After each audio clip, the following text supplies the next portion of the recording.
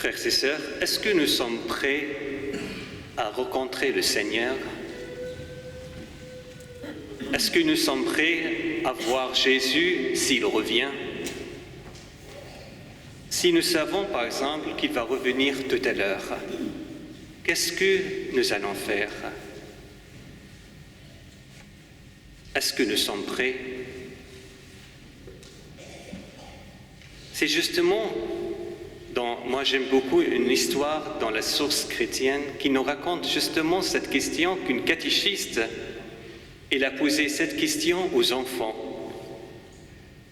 Elle demandait un jour aux enfants, si vous saviez que Jésus va revenir très bientôt, que feriez-vous?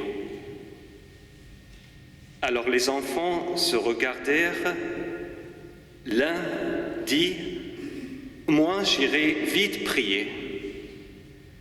Un autre, j'irai demander pardon à mes parents. Une petite fille disait, moi, j'irai apporter quelque chose aux pauvres. Alors la catéchiste, elle regarde au fond de la salle un petit garçon très timide.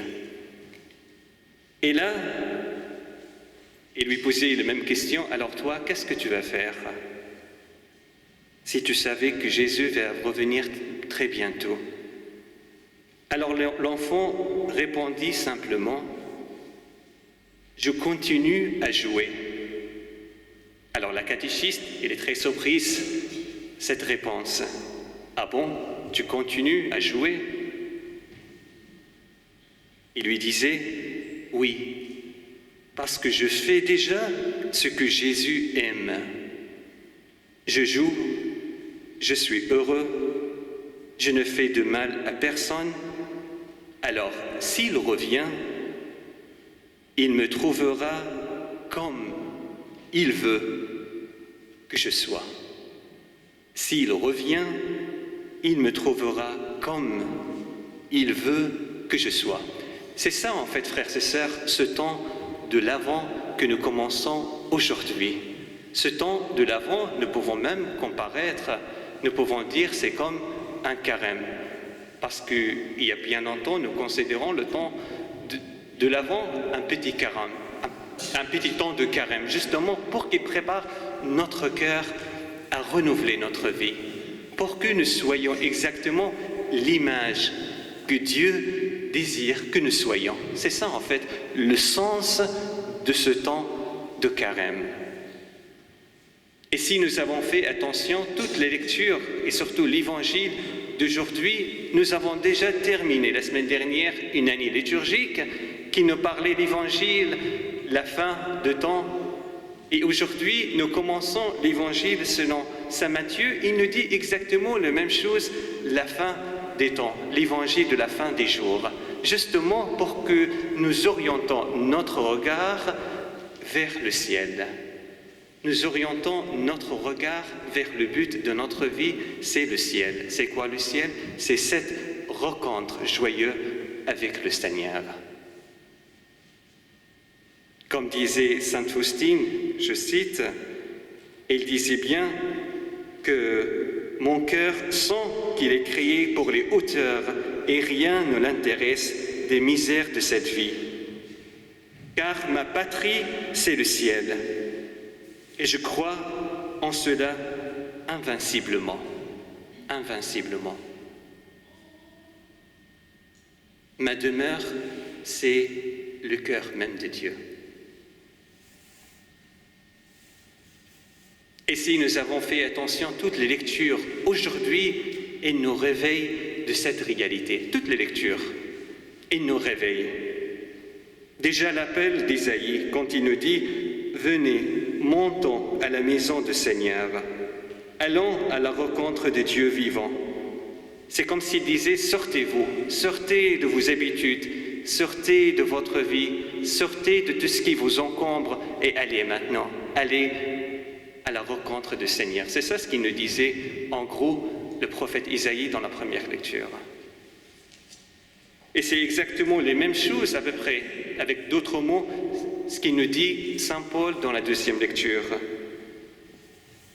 Il nous dit, c'est le moment, l'heure est déjà venue de sortir de votre sommeil. C'est bon, sortez maintenant de votre sommeil. Rejetons les œuvres des ténèbres, revêtons-nous des armes de la lumière. C'est ça le temps de l'Avent. Et toutes ces décorations que nous faisons l'un ou l'autre, c'est pour nous rappeler cette réalité. Toutes les décorations dans la rue, dans le marché de Noël, justement pour qu'il nous réveille, qu'il y a quelque chose que nous devons nous réveiller. Nous devons être dans la joie, justement parce que notre joie se trouve au cœur même des dieux. Parce que frères et sœurs, nous savons que dans notre vie chrétienne, il arrive très souvent que nous soyons un peu endormis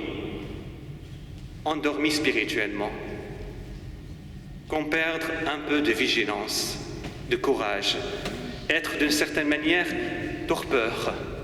Donc la liturgie, elle nous invite à se réveiller. Et c'est ça en fait le temps de l'Avent. C'est pour retrouver cette beauté que le Christ désire que nous ayons. À l'image de cet petit enfant qu'il a répandu. Moi, j'aime Jésus, je fais ce qu'il aime, et quand il revient, il me trouve tel qu'il désire que je sois. Ça veut dire, c'est comme lui. C'est ça en fait le désir de Dieu.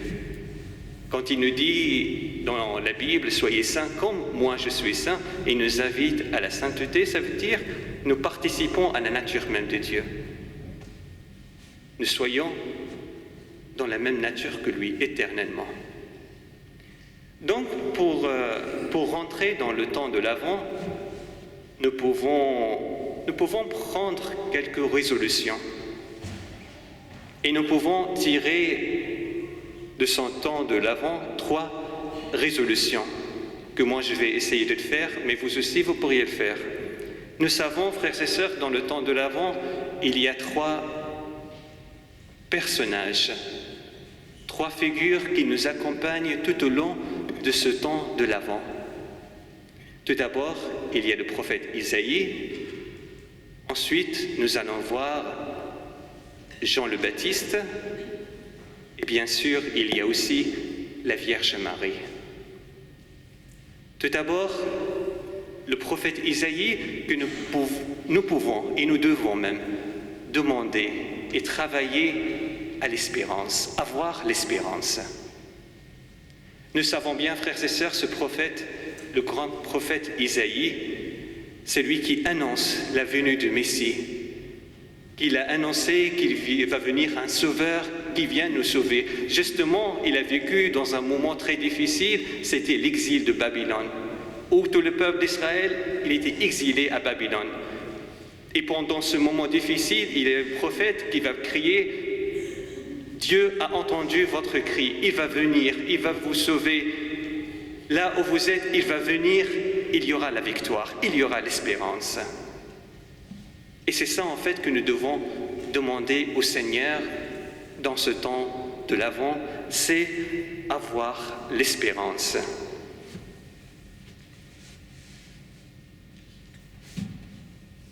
Car, frères et sœurs, nous savons que très souvent nous pouvons avoir un découragement dans notre monde et dans notre vie. Si tout se passe mal dans le monde, il y a un découragement. Si tout se passe mal et des choses pas bien dans ma vie, il y a découragement. Justement, nous pouvons demander au Seigneur l'espérance. Oui, c'est possible. Dieu peut changer notre cœur, il peut changer tout. Comme il avait fait il y a plus de 2000 ans, il peut le faire même aujourd'hui pour chacun et chacun d'entre nous. C'est ça l'espérance. Notre espérance, c'est en lui, l'enfant de crèche qui va naître. Donc tout d'abord, c'est l'espérance. Ensuite, avec la figure de Jean-Baptiste, c'est l'humilité. Nous pouvons demander au Seigneur l'humilité. Car nous savons, frères et sœurs, quand nous regardons la vie de Jean-Baptiste, c'est toujours, il montre le Christ. Voici l'agneau de Dieu qui enlève le péché du monde. C'est lui qui donne le salut. C'est lui qui vous donne la victoire.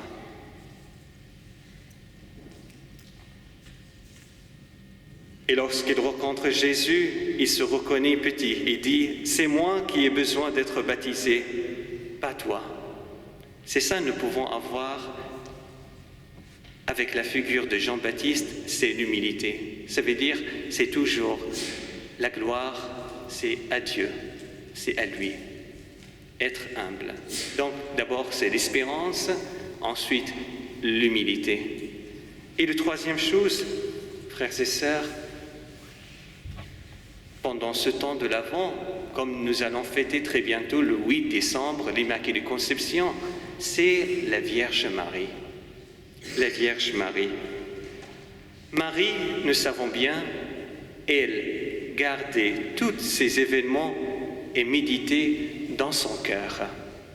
Ça veut dire quoi, en frères et sœurs? Ça veut dire, moi je vous invite, et moi le premier, c'est avoir le silence intérieur.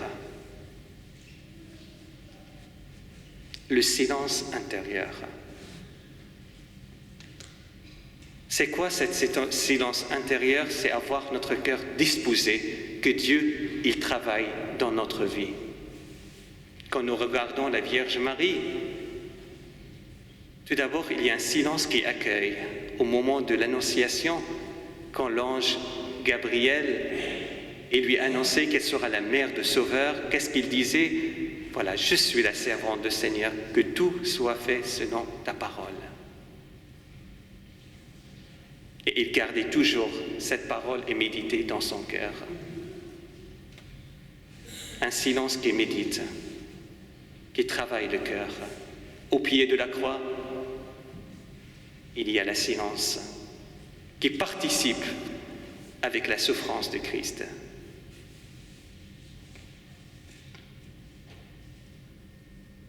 Nous pouvons même approfondir un silence, c'est la prière d'oraison par excellence.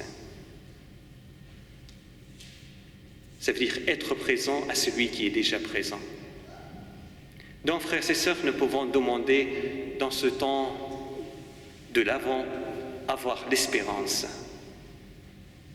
Ensuite, l'humilité, être humble. Et la troisième chose, c'est le silence intérieur. C'est pour cela, frères et sœurs, nous sommes invités pendant ce temps de l'Avent, prendre un peu plus de temps. Prendre un peu plus de temps à prier. Prendre un peu plus de temps à méditer. Prendre un peu plus de temps, même peut-être 5 minutes chaque jour le matin à méditer la parole de Dieu. À savoir ce que Dieu veut me dire à travers cette parole. C'est laisser un peu plus de place pour Dieu, pour justement que Dieu comble pleinement ma vie.